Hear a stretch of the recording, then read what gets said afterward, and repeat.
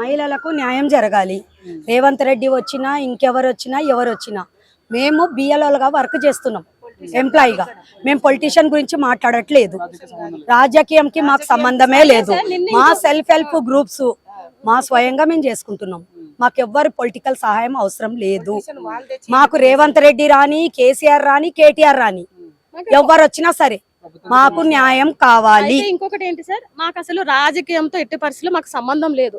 మేము కానీ ఇప్పుడు నిన్న ఎవరైతే వాళ్ళని విడిపించుకోవడానికి ఎవరైతే వచ్చినారో వాళ్ళందరూ ఇప్పుడు గుర్తుపెట్టుకోవాలి. అక్కడ 40 మంది బిఎల్ఓలు ఉన్న పోలీస్ స్టేషన్ లా మేము మొత్తం అన్ని రాజకీయ పార్టీలకి పని చేస్తున్నట్టేగా సార్.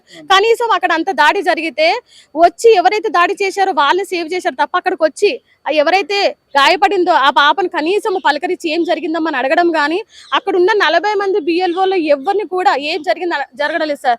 ఎవరైతే ఇప్పుడు ఎట్లుందంటే మాకు అనిపించింది సార్, పోలీస్ స్టేషన్కి వెళ్తే న్యాయం కాదు అంటే మేము ఎలాంటి గుండాలాగా రాజకీయ నేతలతో నలుగురితో ఉంటే కనుక ఇక్కడ న్యాయం జరిగేలాగా అనిపిస్తుంది. కానీ పోలీస్ స్టేషన్కి వెళ్తేనో న్యాయంగా మాట్లాడితేనో మాకు న్యాయం జరిగేటట్టు లేదు సార్. మరి ఇలాంటి రాజకీయ నేతలకి మేము ఎందుకు ఇలాంటి సర్వీసెస్ చెయ్యాలి? ఇప్పుడు ఏది మీటింగ్ అంటే సార్ చైర్లు నింపడానికి పోవాలి, ఏంటి మళ్ళీ బస్సులు చెప్తే బస్సులకు వెళ్ళాలి, అన్నిటికీ సార్ A to Z ఈ మహిళా గ్రూప్ లో ఉన్న ప్రతి సభ్యులు కూడా ప్రతి దానికి కనబడ్డం కోసమే. కానీ వాళ్ళకనేది ఒక సమస్య వస్తే ఒక్కరు కూడా సాయానికి ముందు రాదని నిన్న మేము చూసినాం సార్. సార్ నేను నిన్న చూసింది ఏంటంటే అమ్మాయిలు అక్కడ నుంచి వచ్చిండ్రు, మాకు అక్కడ కొడుతుంటే మాకు కాల్స్ చేసారు ప్రెసిడెంట్లకు అందరికి, మా ఆర్పీలు వాళ్ళు ప్లస్ బిఎల్ఓ మా గ్రూప్లకి ఒక 30-40 గ్రూప్లకి వాళ్ళ ఆర్పీలు బిఎల్ఓ. అయితే వాళ్ళు అక్కడ నుంచి మాకు కాల్ చేసిరు, మేము ఇట్లా వర్క్ చేస్తుంటే మమ్మల్ని కొడుతున్నారు, రండి రండి అని. ఇమీడియట్లీ మేము వెళ్ళేసరికి ఆ అమ్మాయిని బాగా కొట్టేసిండ్రు. కొట్టేసి ఇంకా ఆ పిల్లది ఒక 10 days నుంచి అమ్మాయిని నానా బూతుల మాటలు అనుకుంటూ, అవి చెప్పొద్దు అలా మాట్లాడుకుంటూ 10 days నుంచి అమ్మాయిని అరెస్ట్మెంట్ చేస్తూనే ఉన్నారు. చేసి లాస్ట్కి వాళ్ళు అనుకున్న సాధించిండ్రు. అది అయిపోయిన తర్వాత మేము డీసీ సార్ ఎంబడి వెళ్ళి లెటర్ పిఎస్లో ఇచ్చొచ్చిన తర్వాత సార్ మేము అక్కడ ఈవినింగ్లో చూసింది ఏందో చెప్పనా సార్, మేమైతే పార్టీకి అతీతంగా మేము ఎవరికి పనిచేయట్లేదు, యాజ్ అ వర్కర్గానే పనిచేస్తున్నాము, బిఎల్ఓలుగానే పనిచేస్తున్నాము.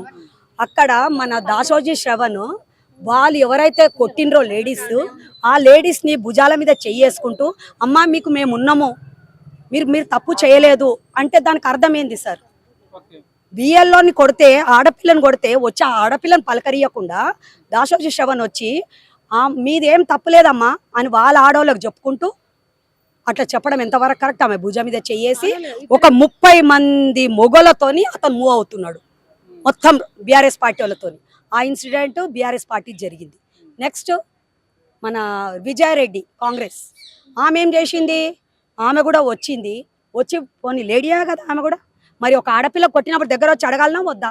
అమ్మ ఏం జరిగింది అని అడగలేదు. ఆమె కూడా ఒక 30-40 మంది మొగోళ్ళని ఎంబడి పెట్టుకొని వచ్చి ఆ పిల్లని పలకరియకుండా, అంటే మీరేం చేయలేకపోయినరు మమ్మల్ని, చూడు మేము వెళ్తున్నాం చూడు దర్జాగా అన్నట్టు పోతే 11:30 రాత్రి మమ్మల్ని లోపలికి రానియక ఆడపిల్లల్ని గేట్ బయట కూర్చుని పెడితే ఏడ్చుకున్నాం.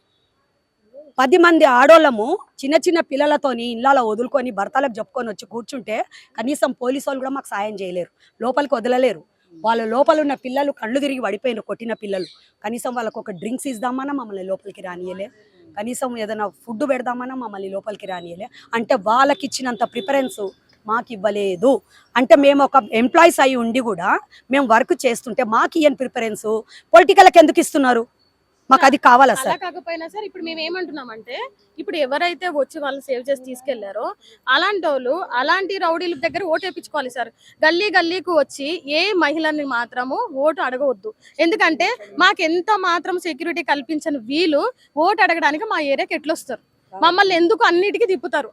అలాంటప్పుడు వాళ్ళు ఏం చేయాలంటే ఓన్లీ అలాంటి వాళ్ళ దగ్గరికే వెళ్ళి అలాంటి వాళ్ళతోనే పని చేయించుకోవాలి సార్. మేము ఎవరైనా చేయడానికి ముందుగా లేం. అలాగే వేరే సర్కిల్స్ కూడా వచ్చారు, వాళ్ళు కూడా చెప్తారు సార్.